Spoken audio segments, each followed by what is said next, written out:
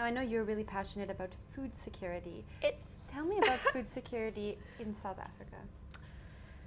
Food security for me is so important because it doesn't just address the issues around food, it addresses nutrition, health, the basic human rights that people have. Everyone should have access to nutritious food on a daily basis.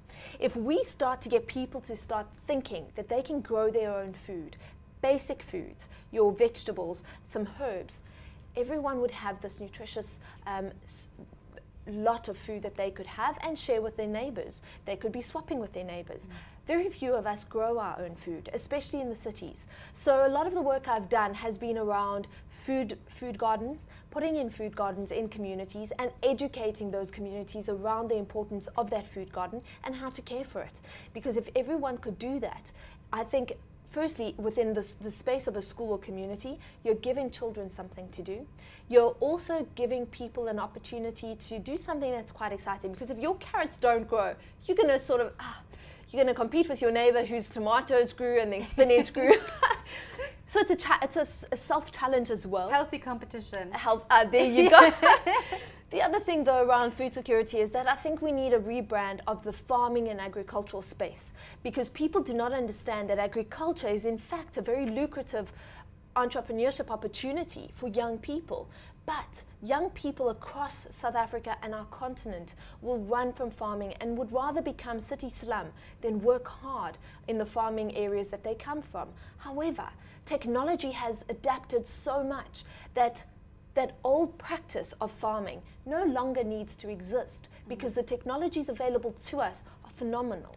And we just need to take the time to not only do the homework, but educate and do skill transfer around the technologies available for the agricultural space. We need to rebrand farming so people want to become farmers. They need to want to be able to feed not only their families, their communities, but if Africans could learn to go past farming just to meet their own needs, we could feed the world. Now, what are some of the most common misconceptions you've come across through this work, through educating people about urban gardens and agriculture and farming? What are some of the most common misconceptions South Africans have? Well, I think that, firstly, that you can't farm in an urban environment, but you can. For me, farming, you know, everyone can do urban gardening, urban farming, even in your own communities. The other thing is that if we look at how climate change is affecting us, the cost of moving food across a country, even a province, if we could rather focus in on supporting local farmers and local produce, we're having a very positive impact on growing economies locally.